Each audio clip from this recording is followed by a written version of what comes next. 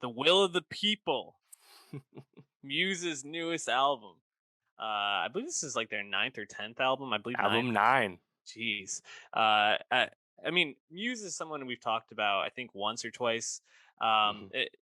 Fairly unremarkable, I would say. The what we've gotten from them more recently. Nothing that I found myself going back too much, but you know, listening to Will of the People actually made me feel pretty excited because I felt a lot of nostalgia because I felt like they were really trying to harken back to those early records like Absolution in 2004 or um what was the other one, Black Black Holes and Holes. Yeah. Revelations from 2006 with this album.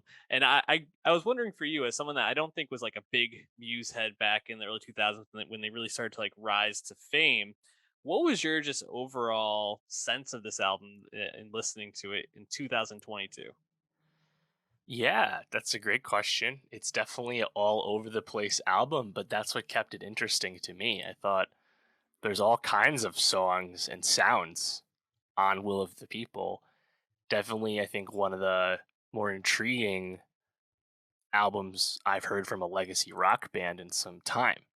Um, does that mean it's all good? Not necessarily, but it's at least all pretty interesting. And definitely, I think a lot more to think about on this than there was in the last album. We talked about Simulation Theory in 2018.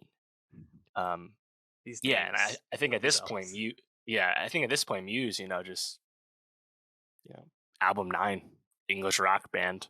They don't really have anything left to achieve beyond just doing this for fun and for money. They're just chilling, but you know, they seem to have fun making this because I was entertained throughout the listen.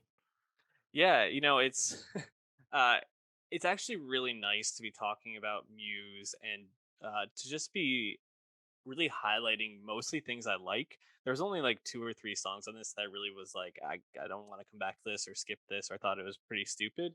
Um However, I've seen, some varied takes online. This has gotten a lot of positive critical reception, but among their fans, a lot like more mixed. I think some people feeling like this album shows like a lack of growth on their part. Some people I think felt like this was like an immature album, especially in terms of like lyrics and concept. Um, and I lean more towards I think agreeing with the critics because I think I found this to be a really enjoyable album that really plays some use the strengths. And after Simulation Theory, which I found fairly unremarkable and just kind of like drab. I thought that this was exciting, and a few of the tracks that I really like are right in the beginning, right? So "Will of the People," a clear standout for me. I really like the chanting on that, and it kind of gets the album humming in a sense, really gets the energy up. I thought a few songs later, "Liberation," which is like a clear Queen knockoff, just to be like a fun song, even to the way that they toned like the backing vocals on that. It was like this is just clearly trying to be Queen.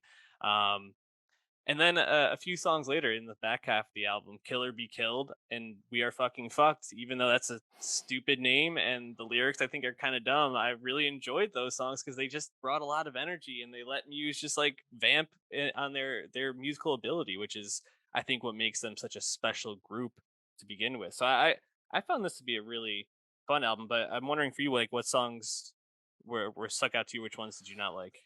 Well, I think you really have to just hammer home Liberation, the Queen song. This is a clear Queen homage. I think pretty obviously Bohemian Rhapsody at that. Just going for Freddie, and whether it's the vocal flourishes, the background vocals, the ups and downs, the build ups, like it's honestly pretty convincing and fun. I was like, wow, you just don't hear people trying to do that all that often. We've talked about this kind of pastiche slash homage when it comes to like Greta Van Fleet and Led Mhm. Zeppelin recently, of course. This for Muse as a one off, I think is actually pretty charming because they do it pretty well. And I was like, wow, hats off to that. I certainly wasn't expecting that. And then it's hilarious the transition right into the next song, Won't Stand Down, which is just completely different. Yeah. Uh, I thought that was really funny. And then like later on, you have "You Make Me Feel Like It's Halloween." which, you know, I like the sentiment. The electronic keys on that though, I was like, wow, this is just really cool and different than like a song earlier, Ghosts, How Can I Move On, the song right before, whereas like the vocal performance is just super different and it's almost more natural. So yeah, is it a bit messy? I think so, but it is kind of refreshing to hear this blatant genre hopping Mhm. from a group in this way because I think all of it's working pretty well. That it's not an issue. Like if this was kind of like super up and down with all this sound jumping, it would just sound like a group that doesn't really have a plan or know what they're going for. But I feel like they knew what they were going for on this, and it was pretty convincing. Yeah, it's fun to hear them just really let loose on some of these. You know, like a song "Killer Be Killed." I really love the drums on that. It's just fucking ripping the entire time, and they have pretty classic Muse flourishes. But Dominic Howard's drums are like the clear standout to me on that track. Um, I gotta say, you make me feel like Halloween.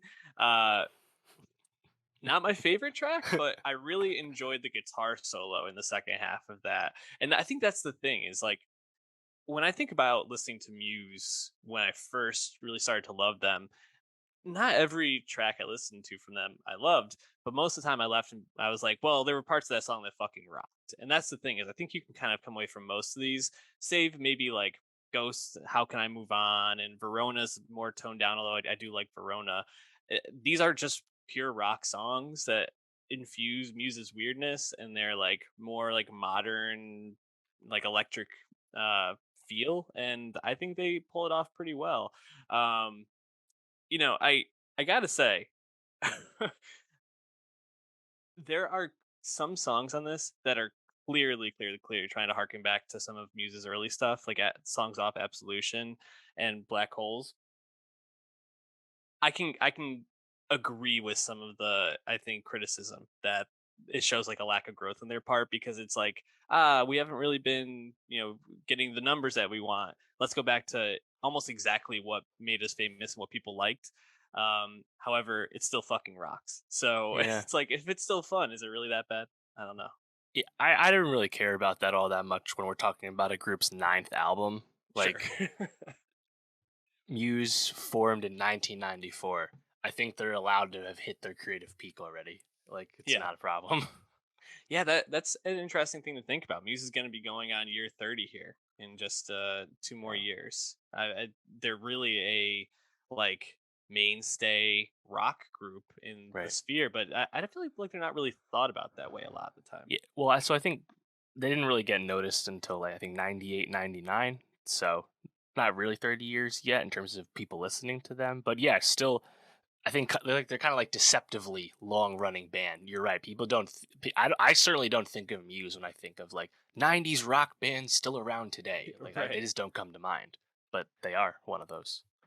Yeah, it's funny though because when you think about those groups that are still around and really like can draw the kind of the kind of crowd that Muse can, the only other one that really comes to mind for me is Foo Fighters Yeah, Chili and Peppers as well. oh, Chili Peppers, right? Right. They're Just actually more '80s, but yeah, I guess yeah. Well, that's Peppers true. might be You're right.